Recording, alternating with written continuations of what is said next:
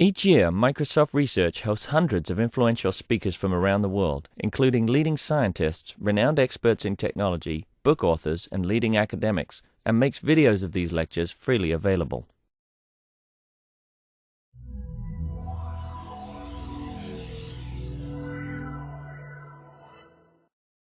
Let me just say that Laura is here today. She'll be speaking about communication technology, interruption, and overload, and hopefully you will hear her more clearly than me. Thank you. All right, thanks. Okay, hi, thank you, Eric. It's great to be here, so thank you for inviting me out. So as Eric said, I'll be talking about communication technology use and the problems of interruption and overload. Can you guys hear me okay? Oh. Let me check. Not to speak up in this room. We have people in the meeting. It's all good. It's working. Can we get to more speakers in the room? People that have been planning about not hearing. I'll just yell. I can yell. I'll talk loud. It'll be fine. Yeah. Okay. So even though I'm sure all of you are familiar with these problems, I'm just going to go through two quick examples to really bring it home. So, has this ever happened to you? You're in meetings all day, you come back to your office, and you go to your computer, and you go to your email inbox, and you have a ton of new messages waiting for you. And you just want to know, which ones do I need to deal with right now before my next meeting? This is not easy in the current interfaces because all messages are given the same kind of visual importance and priority. So here's another example. Has this ever happened to you? You're in a meeting or talk, and someone's cell phone goes off. And then they answer it. So this is an example of kind of the way that new communication technologies interrupt ongoing work. The fact is that technology like cell phones, IM, pagers, have changed the way that we communicate at work. And they make us available anytime to anyone, no matter what we're doing. So this is good and bad, in that we can get information anytime we need it, we can get fresh updates on ongoing work, but our tasks get interrupted by these incoming communications. So when faced with hundreds of waiting communications, we need a way to direct our attention to the right communications at the right times. So my goals in this work that I'm going to be talking about today were to develop theory. So understand factors that affect people's attention to communication. So how do people make the decision whether to attend to a certain communication or not? So to try to understand how do task and social factors affect whether people respond to a certain email message or not. So I'm going to be talking about a survey study of email use. So that's the first study I'll be talking about. And then my second goal is to inform application. So to look for ways that technology can alleviate some of these problems of overload and interruption. So I'm going to be talking about a lab study that looks at one technological intervention designed to address the problem of interruption. So I'm going to be talking about a lab study of awareness displays. Okay, so I'm going to start with the first goal, so understanding factors that affect our attention to communication, or decision to attend to a communication. And I want to ground this in a kind of real communication situation. So Perlow studied software engineers' communication style. So she did this rich qualitative study observing how software engineers communicate at work. And she looked at the impact that their communication patterns had on their productivity. So this is the kind of thing that she saw. When a coder like Sam was on a deadline and he couldn't get his code to compile, he would go and find the first person that he could to get help. And he would interrupt her work to get the help that he needed, so that then when she was on a deadline, she would go ahead and do the same thing. So there's kind of this cycle of interruption. So in this situation, Sam got the help that he needed, but it disrupted Rachel's work and set her behind. So these communications were critical and important for getting work done, but they had these productivity side effects.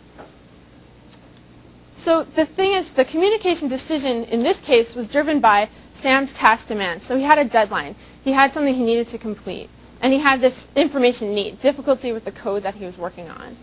And there are also social factors that motivated him to talk to the person he chose in particular. So in this case, Rachel. So he received help from her in the past. and they had a friendship that was ongoing. So this made him choose her over other people in the team.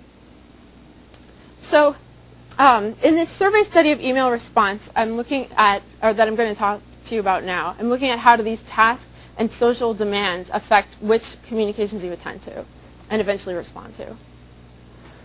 So the problem is communication overflow. We have too much email, not enough time and attention. This is a problem that you all are familiar with and many of you are trying to solve here at Microsoft.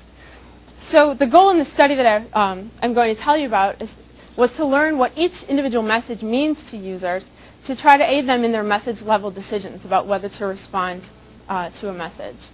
So I created, I developed a model of how message features were associated with user action on a message.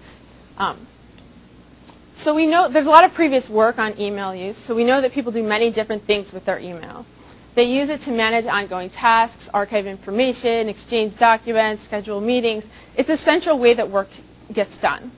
And previous systems that have tried to solve the email problem have really specialized email for one function at a time. So they've looked to focus just on the task function of email or just the contact management aspect. So this study was an attempt to link the functions of email, so the purposes that these messages serve for people's work, with the actions they need to take on a message. So for each message, I want to know not just its function, but then in turn, is it deemed important by the user? Should it receive a response? What action do people need to take? So using these features of a message I talked about, social and task demands, can we predict people's action on a message? And so I've done this with different data sets. So initially, here at Microsoft, we looked at 6 users' entire email inboxes and their trash to predict deletion on a message. I used survey data similar to what I'm going to talk to you about today in an academic setting to predict response to email messages, or to model response to email messages, I should say. And then the data that I most recently collected was from a wider general business sample, and that's what I'm going to be talking to you about today. So still in the process of analyzing the data. So just to return to the functions of communication, I want to talk about why I chose the features that I chose to look at in this study. So I told you, so in general we know that communication is used to coordinate ongoing work and to exchange information. And email in particular is now being used for these functions as well. And so these kinds of functions are associated with the kinds of actions you would need to do. So coordination is associated with a shorter time scale and quick response needed on messages. Exchanging information is associated with sending and receiving documents and archiving messages for future access. And then there's also this kind of social function of email that's not related to work. So this I kind of grouped in a separate category, but there are a myriad of different social functions that a message can serve, but I was more focused on the work aspect of the situation. So in terms of coordinating ongoing work activities, we know that the kind of senders that should be associated with this based on previous work. So senders who are same status, who are coworkers, who you have a high communication frequency with, should be people that you're coordinating your work with. So you're coordinating ongoing activities, writing messages to know, okay, what do I need to be doing next? What are you doing? So doing things like requesting opinions on ongoing documents, committing to do something, amending an ongoing document or an activity, proposing to do joint work together, refusing joint activity. These content types come from the coordinate system actually developed by Terry Winograd and Flores that were related to coordinating work. So these are the different content types that I use to predict or to model action on a message. Then in terms of the exchanging information function of email, I looked at work sender, so how are work contacts different from other types of contacts. I looked at messages that request information and that deliver information, and then temporal demands associated with the message. So proximity of any deadlines associated with the tasks and the time scale of the project. So is it a short-term event or is it a long-term ongoing project that lasts for months and months? And then social senders are this totally different category. So these are friends and family people, personal non-work senders, messages that have social greetings, thank yous, invitations. So ideally, I would have used an approach where I could collect while people were responding to messages, collect data about what they were doing. So infer kind of based on each message that comes in, how are they going to act on that message? But because that's super invasive, and because we don't yet know kind of how message language or natural language is associated with some of the content features that I talked about, I used an online survey to get data about people's actions on email messages. So this allowed me to get a large sample of messages from a lot of different types of people across organizations and job types. So basically I sent out this survey and had people hand code 4 or 5 of the most recent non-spam messages in their inbox according to the features that I showed you. So who was the sender of the message, and what was the content of the message, and then what did they end up doing with the message. Okay, so these features that I talked about already, but I'm just going to summarize here, were, okay, and also one that I didn't mention. So how important was this message for their work? That's something that is related to all these different functions of a message, and maybe it's difficult to, we don't know yet kind of which messages are more important than others. How many recipients, who was the message from, and what was the message about, and then what was the action. So I want to associate feature with action. So this survey, the respondents in this survey were 480 participants nationwide across different organizations. And they told me about 1,800 total messages in their inbox. So, and this is the distribution of respondents across job types. So it had 45% professionals, 26% managers, 17% sales, 3% clerical, and other. So I'm not going to talk about the differences in message handling strategies across job types, but that is something that I plan to look at in future work. Yeah? What do you mean by professionals? Oh, so that's like architects, doctors. So people that, I guess, are in professional positions that aren't like necessarily interdependent, but could be. Okay, so, what was I saying? Oh yeah, so they told me about 1,800 total messages. And just for this sample overall, the mean email volume was that they read 40 messages a day out of those that they received, and they sent 20 messages a day. Yeah? Just one question. How were they recruited? Oh, good question. So they were recruited using a survey sampling service. So we had them access people in their database who were willing to fill a survey that are across these different job types and across organizational sizes. Okay. So any other questions about the sample? Okay. So the actions that I looked to predict to model, I should say, were likelihood of response to a message. So how are the messages that don't need a response different from those that do? And then speed of response. So which messages need a faster response, and how is that influenced by benefit versus cost of the message and the relationship with the sender? Okay.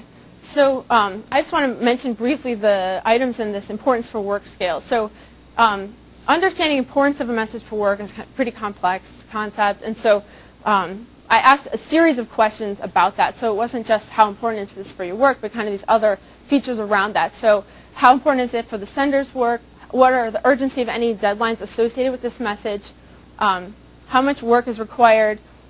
Future use of the message content, and how recent was any related project activity? So these are all highly correlated and formed a reliable scale and everything. But one thing that I want to point out that was interesting was that importance to self and to the sender were highly correlated. And so this is interesting because it means that maybe the recipient's perception of sender's value of a message is biased by their own, or that it could be influenced by interdependence with the sender, because a lot of people in our sample were potentially interdependent with many others. So you get what measures for self and sender from the self and sender? No, it was self-report. Yeah, no, so that's what I'm saying, yeah, is that they were evaluating the importance of the other person, which could be biased by their own importance, or, yeah. Exactly. Right. Right. So everything is self-report in this. As I mentioned, it's a survey. So in terms of likelihood of response, importance of a message for work significantly influence likelihood of response. Okay, so I now want to talk about the content of a message that influences response.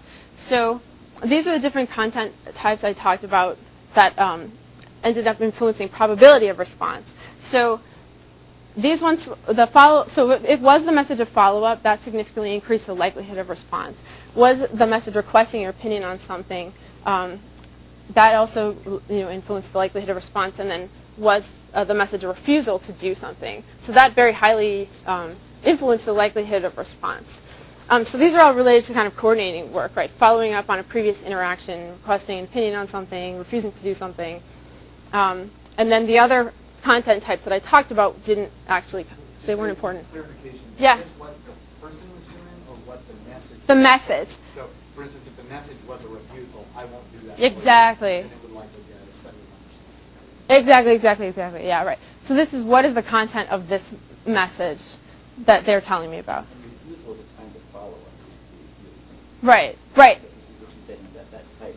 Right. What about All right, so I should mention, so the follow-up was just, is this a follow-up from a previous interaction? So it wasn't the content so much as, is this a follow-up from some interaction that we had before? Like face-to-face phone whatever. Right. I mean, I think Yes. put it up in inbox by all things you call follow-up versus new message. Yeah. It's really interesting waiting on follow-up, or definition follow-up.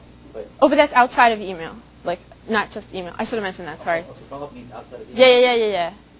Sorry, yeah, I should have said that. So refusal, but you don't have acceptance there or acknowledgement. Oh yeah, so there were other, so like committing, that was like agreeing, right, to do something. So that's like an acknowledgement, or we had like longer descriptions of the, Right, they say, but that didn't show up, that didn't affect. down, Yeah, like that did not, People say yes, but they'll wait a few days before they say yes. yeah, like that, no No rush. No, that's, so okay, yeah. Actually, no. So like basically what that's, okay, let me I clear. do that sometimes. Yeah, so well basically the thing is that to those kinds of messages that we're agreeing to do something, like that we're saying, okay, I'll do it, or yes, I follow up, those messages weren't as likely to receive a response. So it's like, okay, the action is closed. Like once you received a commitment, you weren't going to respond to it. So refusal would be whenever they refuse me, then I would badger them. Well, why not? But if Exactly. they say yes, then Exactly, yeah. So I'm glad you asked that, because yeah, it's basically for this message, yeah. Refusal is coming in from somebody else. Exactly. It's not like, what are you going to do? Right. It's like, what does this message say? And so if it's a refusal.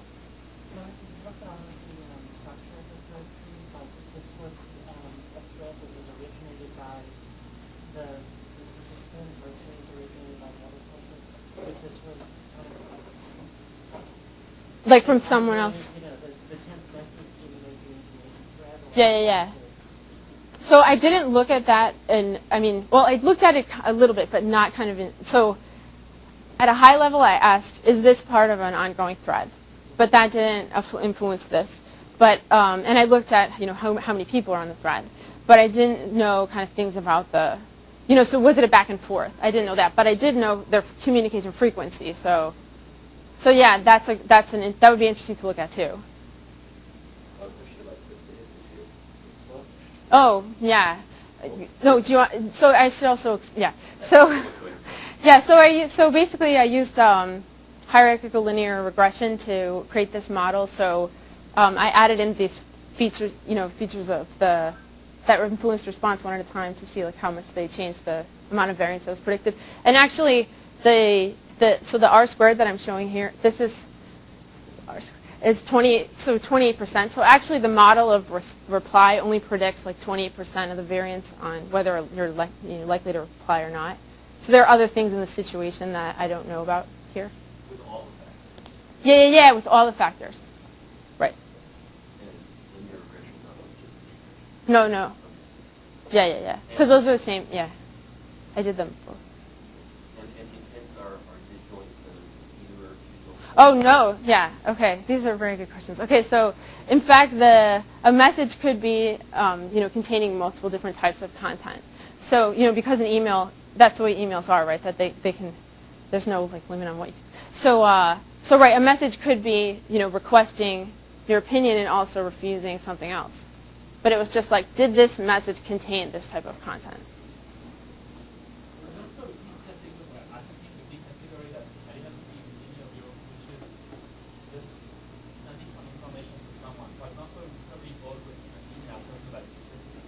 Right. Yeah. So we looked at that, like delivering information, basically. So it was like information document. You know, was this message delivering something like meeting logistics? So that would fall under like delivering meeting logistics, and that didn't influence likelihood of response. So that you'll see later that influenced importance of a message. That it contained some information, especially if it was related to a long-term project, but it didn't influence response. So like that message that you received maybe about this talk, you weren't going to reply to that, right? And that was also the case for most of the messages in our sample. Okay. Other questions? Oh, okay. Okay, so just ask me as we go along if there's anything that. Oh. Yeah. Yeah.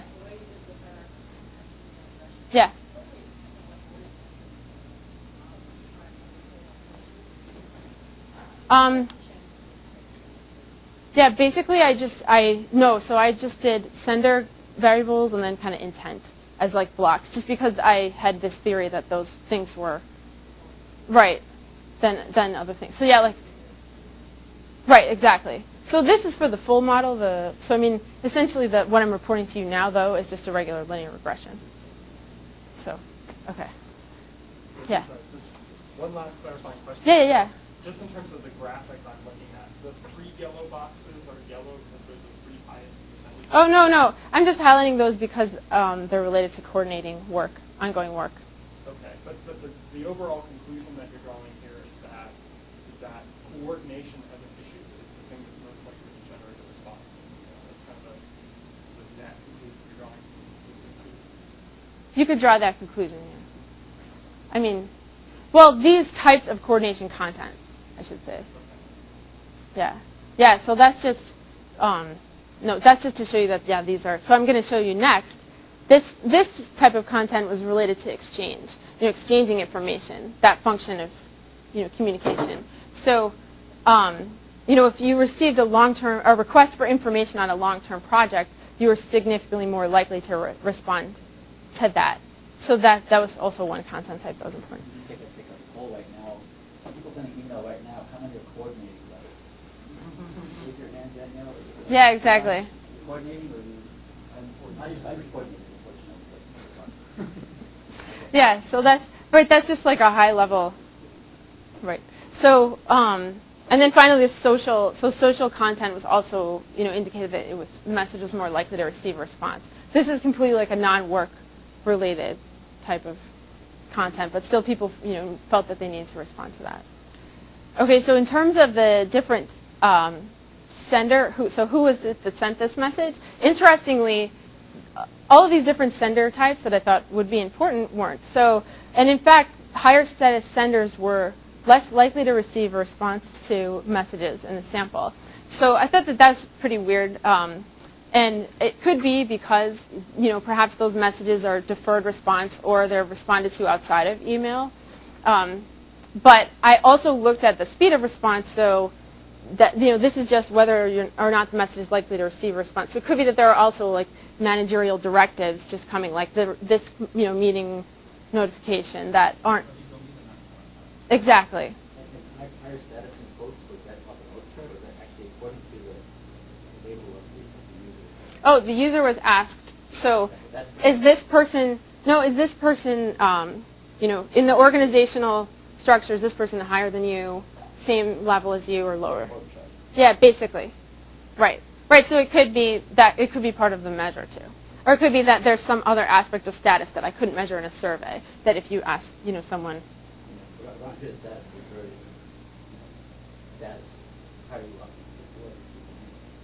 Right, there are people that you never even meet that are like several levels above you. So yeah, you receive messages from, yeah, right, exactly, that kind of thing. Okay, so then in terms of speed of response, some other types of content were actually important. So we saw some of the same coordination content being important. So actually follow-ups didn't matter in this case, but messages that were requesting your opinion, you responded to more quickly. Messages that were committing to do something, you responded to more quickly. So, and then refusals, you were responded to you took longer to respond. So even though those were messages that you definitely needed to respond to, or people were more likely to respond to, they received a slower response. So it wasn't as critical to tell someone, okay, thanks for not doing, for saying no. What? No, yeah. So follow-up didn't matter. It's just up there because it was on the previous. And then requests for opinion increased the likelihood the speed of response.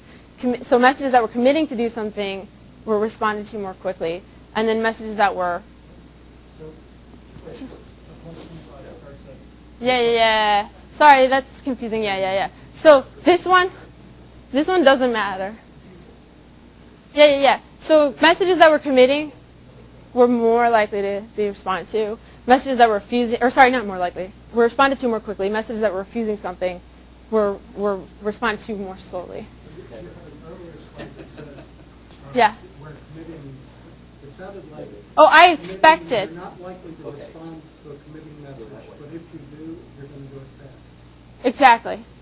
Yeah, exactly. Right. Another statistic for question. You're modeling linear regression on speed reply or log? Speed. So it was actually a 5-point Likert question that said, how quickly you're going to respond to this message. But you're not actually measuring seconds. Yeah, exactly. Yeah, so thanks for asking that. So, yeah, in fact, so we were just concerned with kind of the general change in the magnitude of the speed of response. Okay. Right, so yeah, this is not seconds. But it would be cool to measure that if I could. Oh, so it's like immediately, and then so there was a don't need to respond, so I took those messages out. And then, I guess I can respond to this later. I can't remember what the low anchor is, yeah. But I think it was like, I can respond to this within the next month or something, yeah. So it was immediately within the day, within the week, within the month, and then longer than a month, basically. And then I don't need to. Yeah. Okay. So then these other types of content that were associated with speed of response were requesting information on short-term projects and we're delivering information on long-term projects. So requesting information on short-term projects increased the speed of response, whereas messages that were delivering information on long-term projects received a slower response. So, messages that are delivering some document or piece of information you might not need to respond to anyway. But these, as you'll see in the next slide, these messages are important for work. Okay, any questions about this? Okay. So in terms of the different senders that were associated with speed of response, so who was this message from? So senders who were at the same status actually received faster responses. So this goes along with kind of the coordination function of email that I was talking about. So for coordinating ongoing activities and figuring out who's doing what when, those kind of same status senders that you work with closely are the ones that get the quicker response. Whereas strangers get a slower response, which makes sense. And messages that are directly to you versus to more than just you also receive a faster response. Wouldn't you be coding up the variables like coordination, distinction, and status made a difference if you normalize them to type of message, that kind of thing. Before you're getting different kind of messages from different types of people. Right. Yeah. So that's So it would be interesting also to look at kind of the interaction between who the message is from and what it's about. So maybe just saying that it's a high status person didn't capture the fact that if it's a high status person and a request to do something, then you respond very quickly versus. Maybe even faster than your. Exactly. Right. So that's something that I haven't yet looked at, but I'm planning to. Yeah. So okay. So in all of these models, importance for work, increase the likelihood of response and the speed of response. So I want to now break down the importance. So what message features influence the importance of a message for work purposes? So in terms of the different content types, messages that were follow-ups were more important for work. because that was just related to kind of what the action that preceded the message was. But these different content types, so messages that were requesting information on a short-term or long-term project and delivering information on a long-term project were more important for work. And then messages that were refusing to do something were also more important, even though you could delay a response to those messages, you needed to respond to them. Or, well, people in this sample were more likely to. And then social messages were less important for work, as you would expect. And then in terms of senders, the higher status senders, of course, their messages were more important for work and work contexts, which you would expect. Whereas friend, family, strangers, people who aren't as likely to send you those kinds of messages weren't important. So as you know. Okay, so just to summarize the results of the study, the thing that I kind of want to highlight was that these coordination messages, the content influenced what people did with them. So responses were more likely and faster for messages that were requesting an opinion or requesting information and that were refusing something, so that contained a refusal to do something. And time mattered, so requests for information on short-term projects needed a faster response than requests for information on long-term projects. That didn't actually change the speed of response. And then in terms of importance for work, this was influenced by exchange messages, so messages requesting information and delivering information. Those were important for work. And that relates to this kind of archival function of email, so that you want to save these messages and, in your email, use it as a repository for documents and information that you've received. And then also higher status work contacts were more important, whereas strangers were less important and got a slower response. Okay. So in this study that I talked about, I was only talking about the content of communication. And we couldn't see, what the receiver was doing. So the person who was answering this survey was answering it offline, kind of not dealing with their email while they were doing their work. And kind of the demands of their task or their current context would influence their response actions as well. So we couldn't measure that in a survey. But a lot of times, the sender of a communication can't see what you're doing as well. So a distributed person or someone who's sending you an email, if you're not right in front of them, can't see what your current context is.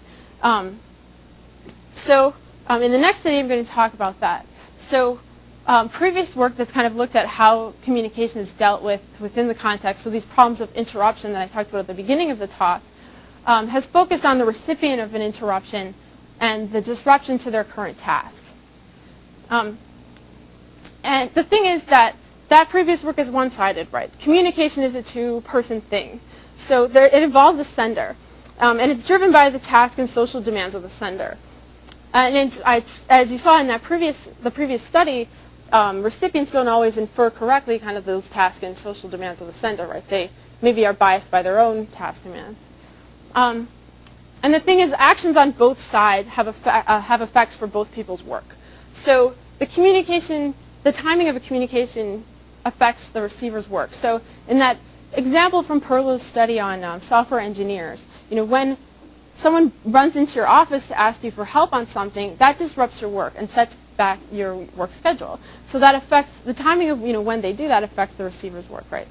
But in turn, the response timing of the recipient affects the sender's work. So there's this two-sided kind of thing going on. It's a communication. And so the problem is that the sender can't see often what the receiver's doing, or the receiver can't see often the task constraints of the sender of a communication. So what kinds of technology can help senders and receivers take each other's context into account and understand the effect of their communication actions on the other person? So in the second study that I'm going to talk about, I did a lab study looking at the usefulness of shared context for making these communication decisions. Specifically, I looked at, do awareness displays help remote individuals interrupt at better times? So that's what I'm going to talk about now. So I've looked at a bunch of other kinds of coordination mechanisms that could be used to kind of help the sender and receiver understand each other's state better. In a series of studies, I've looked at different notification methods, visibility of message urgency, and how does that affect the recipient's decision-making. Then I've looked at awareness information on the sender side, and then also feedback about the cost of an interruption to the other person. So I'm going to focus on this study on awareness and social identity, but feel free to ask me about these other studies after the talk if you're meeting with me, or send me email about them. Okay, so the problem is, in a face-to-face situation, you can look inside someone's office and you can assess their availability and decide if it's worth interrupting them. You have kind of insider knowledge about how important this reason that you need to talk to them is, and you can see what they're doing. So you can make these kind of mental trade-offs in your head to say, okay, is it worth interrupting them to get this information I need? Whereas in a distributed situation, you can't do that, and that's what I was talking about before. So this is part of the motivation behind awareness display technology. So there's been a lot of development work in this area, looking at trying to make the receiver's context, or distributed person's context in general, more visible to others that they work with. And so in this case, I'm specifically talking about awareness systems making the receiver's context more visible to the sender of a communication. So there have been systems like the porthole system that showed kind of everything about what was going on in the other person's office to try to promote a sense of connectedness, but also this information about when are people available for communication. But it's not clear that all of that information is necessary.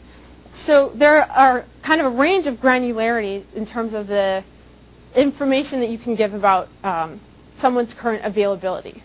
So you can go kind of all the way to just a 1-bit, okay, 2-bit, are they present or not, like the MSN Messenger and most IM clients have. This is like the automatically sensing, okay, are you at your computer versus not?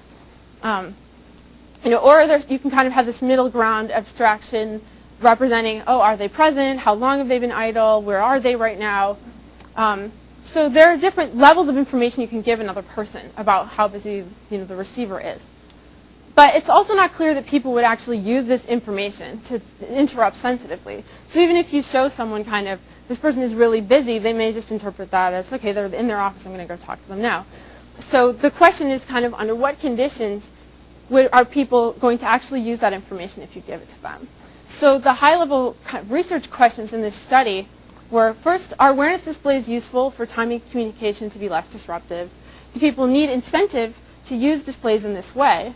And then how much information should be in the display? So what are the trade-offs of kind of high information versus abstracted displays? So the hypotheses were that awareness displays would help people time their communications better.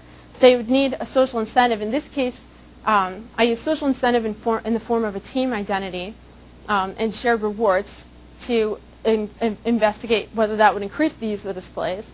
And then I also looked at the trade-offs associated with visual attention. So would too much information in the display distract the sender of a communication? So I created this task that was kind of a general instantiation of the help-seeking situation. So on the one side, you have a sender of a communication. So the sender's task was to guess the contents of an image that was being slowly revealed to them. So they were playing this hidden picture game.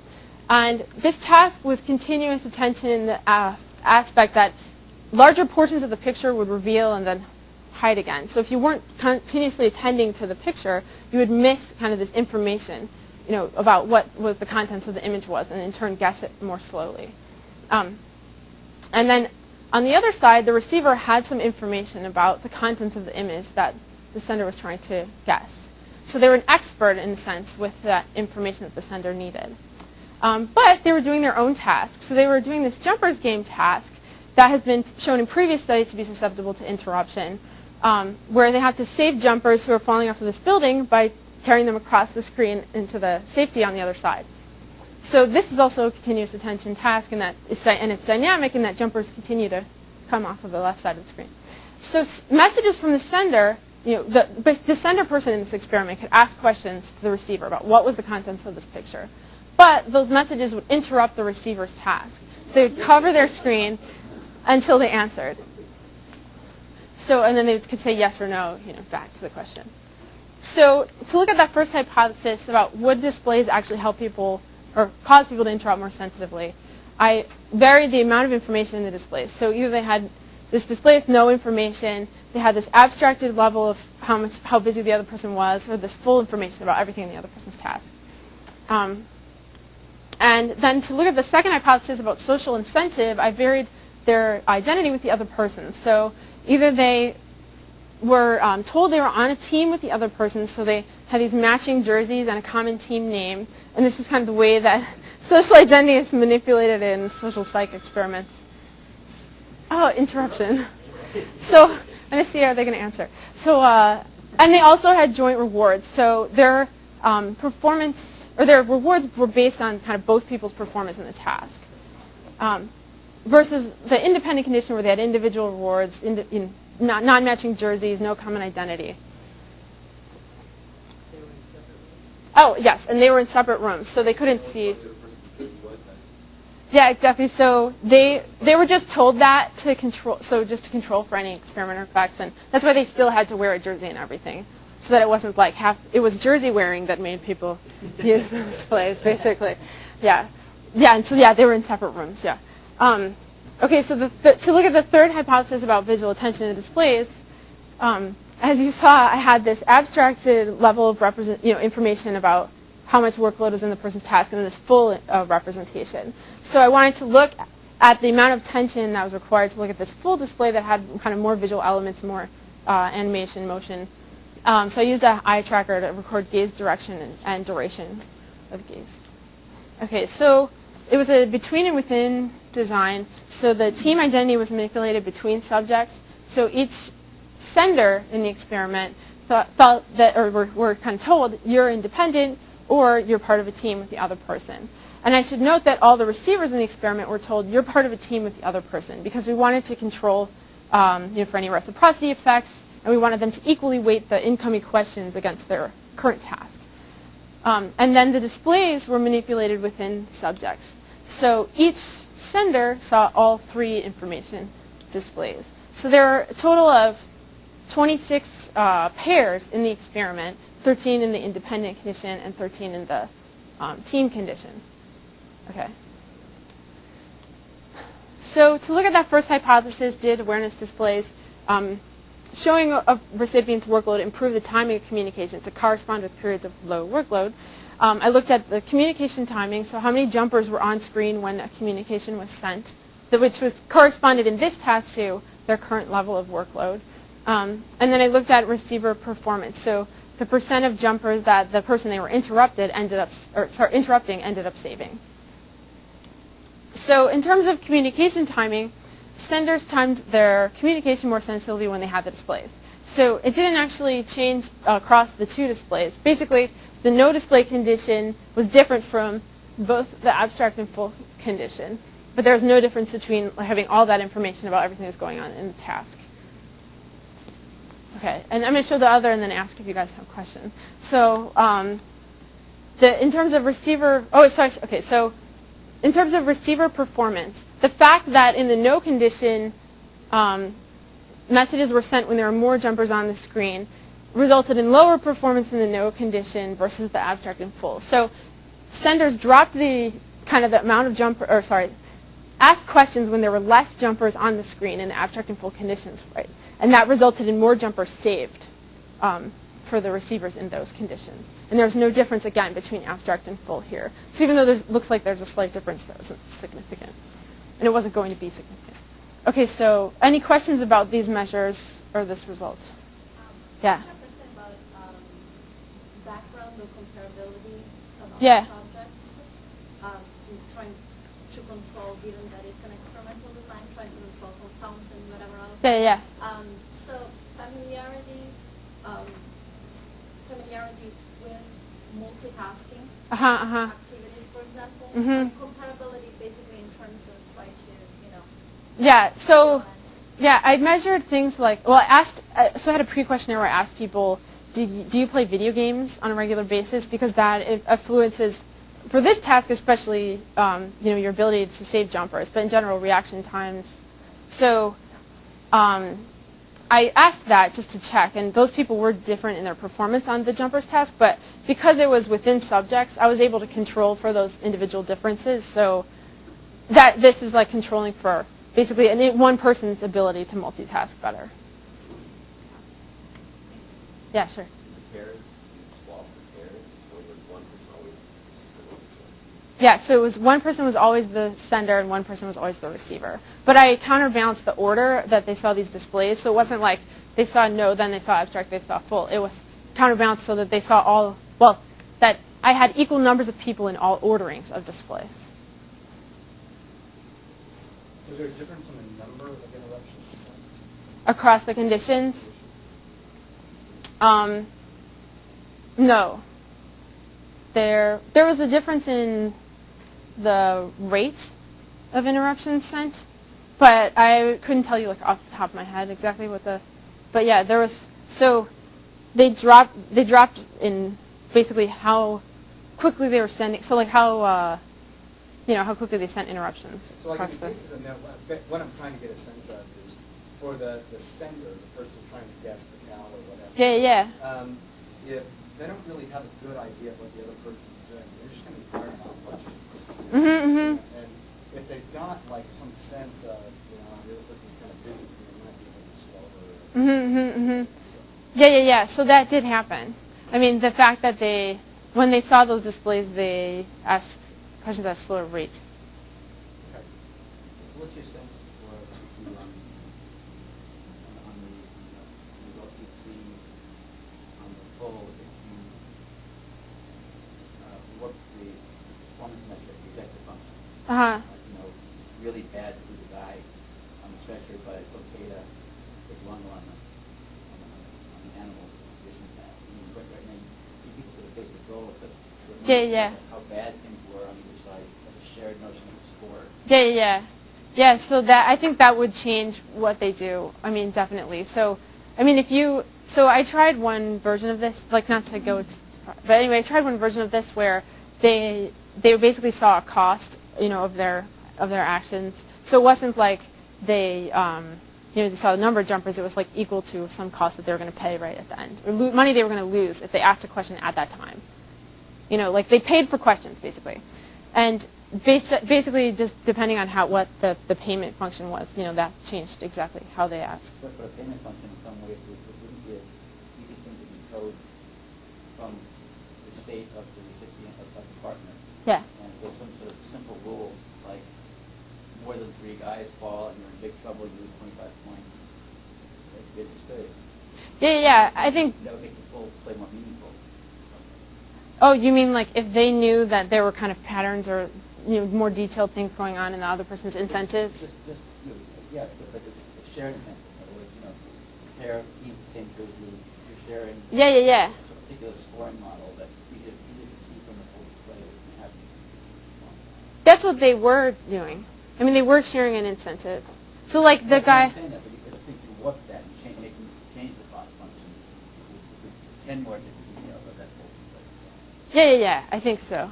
Right. So you're saying like if you lose people like in the left column versus like in the right column, it costs you more or something. You're talking about changing the abstract versus full.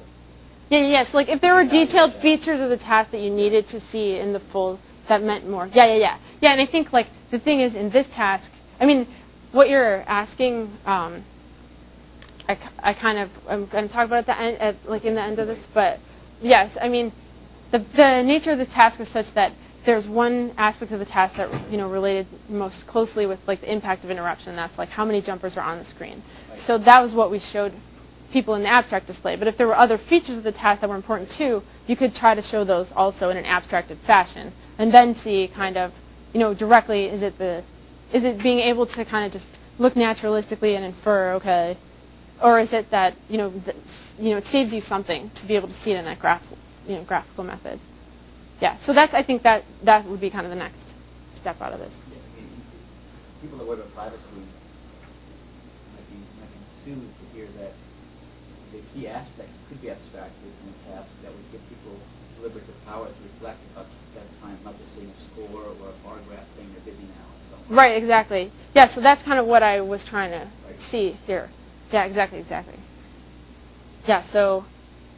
Right, and also part of it was that before the task, both the sender and receiver played the jumpers game for a while, so they knew. I mean, the senders had a sense that lots of jumpers. This is bad. That means something. So they knew also from their own experience too that was like an important feature of the task. Okay, So so basically we saw these differences in terms of communication timing and performance when you didn't have any information versus when you did. So the next thing to look at was kind of, did the team manipulation have any effect? So breaking this apart by team. So the second hypothesis was that social incentive would cause people to interrupt more sensitively, so use the displays more, basically. And so we compared for team versus non-team, those two measures I just showed you.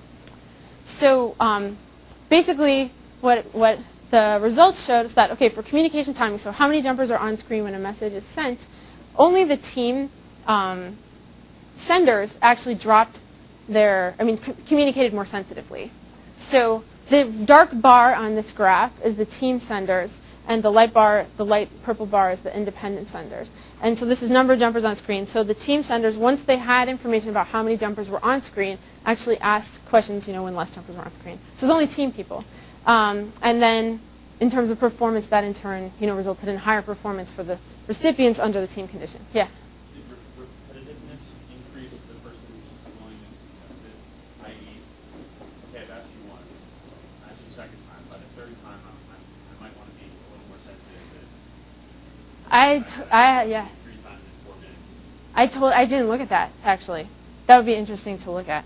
Yeah, I didn't look at kind of like over time, how did so across I looked at that, I controlled for that, I guess, across the whole experiment, so across the rounds of the game. But, just because like, okay, over time you develop maybe a relationship, pseudo with that other person, but I didn't look at that within the, so like for the second message, were you more sensitive than the first? That would be interesting to look at. Definitely. Is full versus abstract or team people in percent jumpers saved, is that significant? Oh, right, yeah. Good question, yeah. So that difference is not significant, but yeah, anyway, it looks like it on this graph, but it's actually not. So it's like trending towards significance, but you'd have to run like 150 pairs to see it actually become significant. So it's not, anyway, yeah, so it wasn't in this data.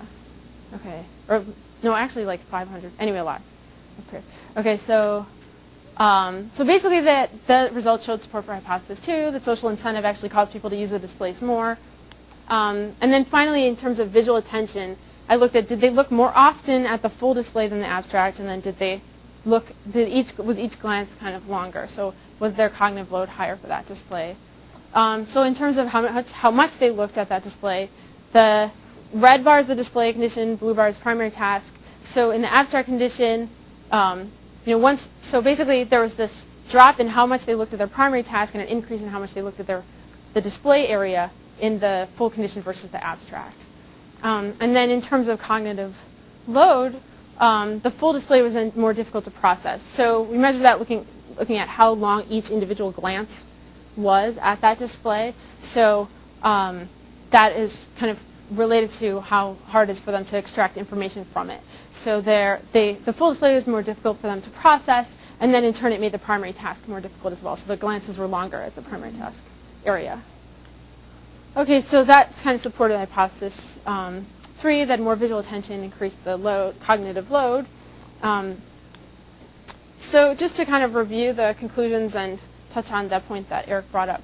So informational displays in this study encouraged more sensitive question timing only under a team orientation. But there wasn't a difference between the two displays. So there wasn't a significant difference in terms of the question timing. So the full display didn't allow people to time their questions more sensitively than the abstract. Yeah. Can you talk a little bit about the sender performance? If I'm asking for a question or changing the time, Yeah. extending the time that I'm waiting before I ask a question, that's going to drop my performance even if it improves the 30 seconds. Yeah. Yeah, so in this study, I didn't see a difference in sender performance.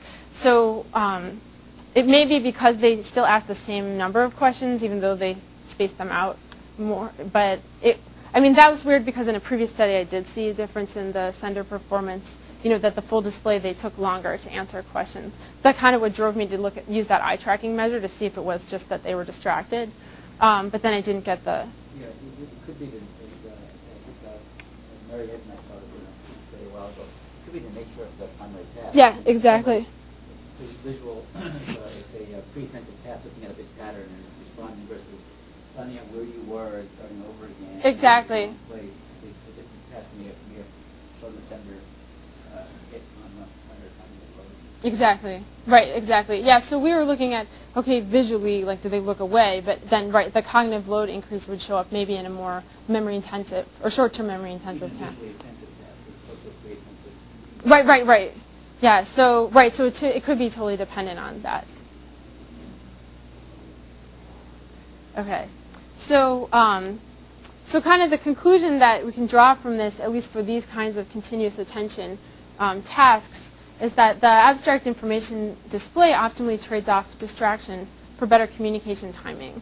So there are kind of two extensions or interesting things to look at based on this. So one is, are there other, so for more complex tasks, extending this to other types of tasks, are there features of tasks that you can represent in an abstracted way, and is that beneficial? So how do things like domain knowledge or experience with viewing someone else's task help you better kind of understand either an abstract representation versus seeing everything that they're doing?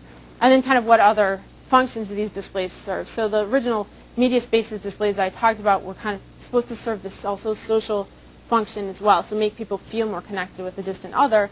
So not representing everything that's going on, you lose some information. You also maybe lose a sense of connectedness for those kind of tasks that are maybe less attentionally demanding. Okay, so I just want to summarize and then just say briefly a few words about future work.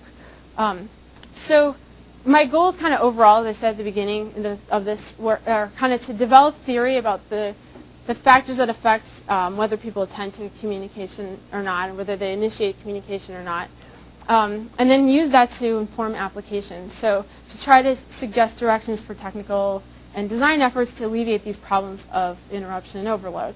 So I touched mostly on the first part, and I just want to say something briefly about the second part, and then future work. So from the field study, the survey study that I talked about, I looked to model actions on communication using quantitative data of email usage. So it kind of begins to develop this theory about which content of messages and which kinds of people are associated with different actions on a message. So responding and how quickly you respond. And then the lab study empirically tested relationships between the information that you have about a recipient workload and your motivation to attend to that information. So in terms of directions for technical effort, the survey study kind of suggests that we should focus our technical efforts on learning different contents of a message and inferring relationships between people, because there are these factors did come out. So it wasn't completely kind of based on other things that I didn't measure in this study. Right, there are content aspects of a message and relationships associated with a message that influence people's actions on that message. There are other things going on in the situation that it would be interesting to look at in future work. But these kind of things that we've identified should help to inform the creation of maybe people's filters and rules on their own email or in general, and then also help group communication for action. So group messages that need a response or need attention. And then the lab study kind of suggests that we should focus efforts on sensing people's attentional state or their current workload, or kind of determining which features of a task are most useful for assessing how busy someone is, and then creating these useful abstractions of workload across tasks.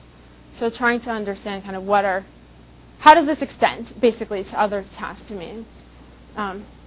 Okay, so in terms of future work, I'm interested in looking at attention at the group level. So we know that there's an imbalance at the network level in terms of who talks to who. So does this impact attention allocation? So I'm interested in doing kind of computational modeling of attention at the group level to look at how do things like visibility of certain people over others or knowledge of expertise affect who talks to who, and then in terms of time, how much time people spend on communication versus their work. And then kind of use that to drive systems that might help people find the most available person at any time. So expert finding systems that also include notions of availability and attentional state. And then look at how those systems affect group social structures after you instrument them. So finding the most available statistics person at any time or evaluation person. How does that affect then who people end up talking to in general? Okay, and then in terms of system development, using the results that I talked about from that email survey to inform agents that could help classify communications of a certain type. So would it be useful to group messages that need a reply, or flag social messages versus work, or put those in another place, or highlight important messages, like as is done in like the priorities system. Okay, and then the question in all of this still remains: would this help with people's feelings or perceptions of overload? So I've been looking in my most recent work at how can we address basically people's feelings of communication overload. So how are feelings of email overload associated with how much email people receive, and then in turn what they end up doing on that, with that email. So what are their email management tactics, and how does that help kind of moderate the volume of email that they receive? Okay, and then just finally, does mediating communication influence social relationships? So if Mark was using an agent to direct all of his communication, and it may...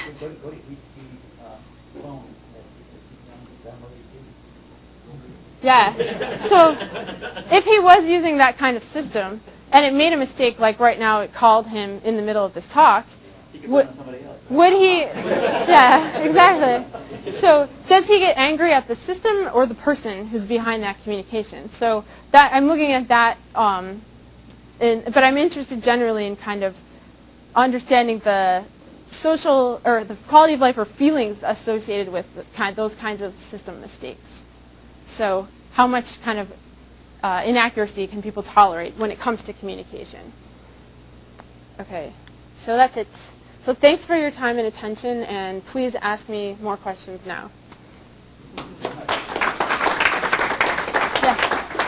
Maybe with you starting with me, do you know more about who these people were? Meaning, I'm assuming the research was conducted in the US. Oh, the experiment? Yeah. Yeah. Okay, so they were university students, and I didn't mention, but they ranged in age from like 18 to 30. Okay. Yeah, and so that was the only, like, I guess those are the main demographics. Yeah, so I basically I didn't control for that stuff, but I mean I think that's actually another interesting thing to look at. So yeah, so I'm actually starting a study with a woman in Singapore to look at cultural differences with respect to interruption. So, are Singaporeans more polite than Americans, and that's with respect to those kind of use of awareness and whatever. Oh, do you have a question, Ed? Or no? Okay. I'll ask it. So in terms of the lab experiment you did, I think the number of jumpers is actually not a very good model of how corruptible the receiver was. I mean, I think for an information worker, the sort of mental investment that you made in your task is much more relevant than the number of things you're attending to at a given moment. So if you agree with that, then how would you imagine extending a future tool? Like, how are you going to infer that kind of mental investment to drive the awareness display? You mean like how long you've been working on your current task, or? Yeah, I mean, what are the relevant parameters? Yeah, so I think that requires kind of domain, so studying a domain, right? So like whatever. So for knowledge workers specifically, I guess people have been studying what features of the situation, are associated with interruptibility or not. So, is it flow? So they found things like, okay, there are good times to interrupt, like between, at task breakpoints. So if you know task breakpoints, if you can show people kind of when the next one's coming up, like Eric has a system that does that he just showed me, that then you could, interrupt at those, at those times. So maybe that would be better to show than like what they're currently doing. And tools like Digify, they're looking at the learning across many features, like how many times you shift between windows, and when you roll on one window, you think the last spoke in your office. And so there are sometimes mathematical models that they're looking at the vector of features, and looking at the fairly good picture for what people will say, I pay $5 not to interrupt you now. I wonder how well, maybe a good question to follow up on this is, can you imagine a good sort of model task or toy task that would mimic this idea of cognitive investment, et cetera? Yeah. So for example, we had created a task where someone really had to plan between action phases, and there was kind of quiet time that was important. The person planning between the two phases. Lasted them during this planning phase would really disrupt their execution. Memorizing it and have to say when this item was on that list to be memorized. Something like that. Knows exactly what you say. Right, the task that Ed and I were looked at with Mary a few years ago was, people have a part of the book in mind. And it's a genre of a book. And look for a big list of books. Right. Make that harder by saying memorize one of these three book types. And then Yeah. list, So that there's like that task was like a short-term memory. So we know that there are things like memory issues that are associated with the, cost of an interruption, but then there are these other aspects like task flow or, feeling like, so becoming invested in task so there are other features that we don't, that we don't know. I want to see a little abstract flow. Yeah, exactly, like that's, For me, like, you're in flow now. yeah, exactly. yourself. And you said there's one, I wonder why. Anti-flow device. But these kind of, so on the recipient side, you can sense all this stuff and apply 415 sauce. Yeah. That's why I looked to you. What's the sauce? And then on the recipient side, confer the incoming interrupt. Right.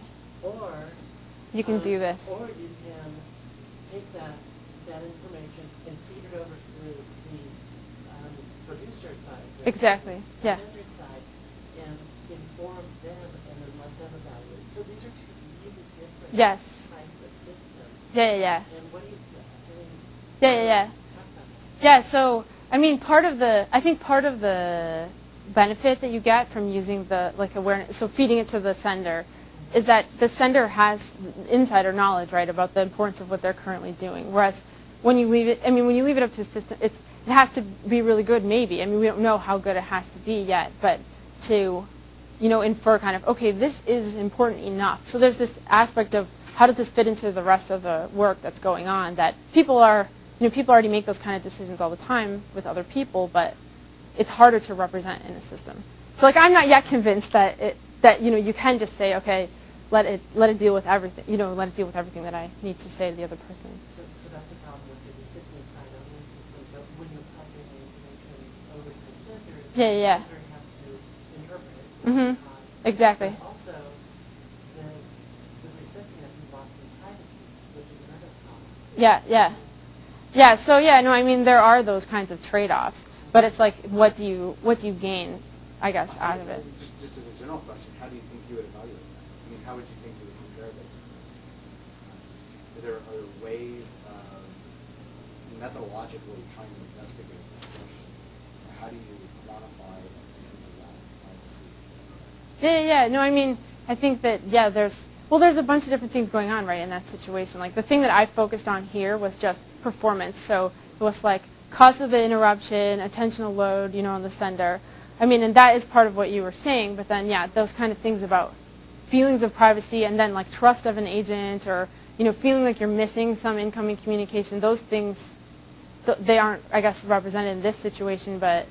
So I think maybe you could look at it in the lab, like maybe you could look at stuff about trust of an agent or, the attention, because I think, with an agent, you don't lose all that cost of looking at something. It's very interesting when you brought up this idea of challenge problem. Are there abstractions you could share which would really give the recipient some good sense for making their own decisions about what's going on, per interruption, that would still be powerful for privacy in the community at the same time, even if people didn't know very well. It's a good challenge problem, I think, to think about that design challenge. It's, a few years ago we had a thing called VMSR, remember that? Where the one thing you could see was what application was somebody else running at Microsoft. Under the side for like taskbar, I remember looking at Steve Drucker, and I said, God, you've been in Word for a long time. He said, Drucker, Word. To me, it seemed like that was very invasive. I thought privacy was. I didn't like that kind of thing. But maybe there's some other middle ground.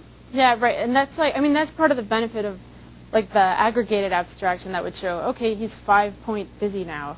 Versus showing these features of the task, like he's doing Word, he's in his office. But at the same time, then you can't make inferences about, if it's worth interrupting them. And if you're interdependent, maybe it doesn't matter that you can see, maybe privacy is not an issue for some people, or maybe certain kinds of privacy. So seeing that you're in Word is, not okay, but seeing that you're in your office is okay. I don't know. So people, I think maybe people feel differently about different.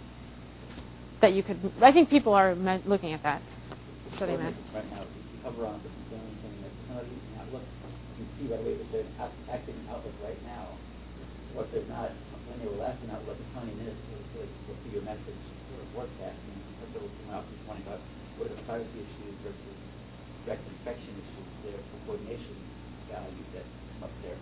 Yeah.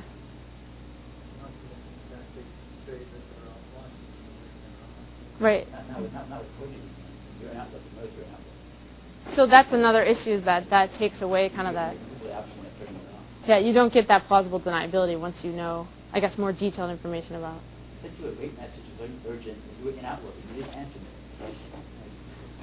Yeah, so if you started putting those kinds of things on email, then it would lose that. That's one of the things, that's one of the, I guess, benefits of the asynchronous aspect of email, that you don't know, okay, when is this person going to respond to my email? You just send the email and don't worry about it. But and if you never respond, you have the junk mail folder excuse. Right? Oh, I found this now. My junk mail folder. Exactly. Not the way to use that now. So maybe you could have like an automated excuse maker for your. You haven't responded to this in 2 days. Usually you responded in a day. Yeah. Okay, maybe I'll take you offline. So thanks very much again. Yeah, thank you.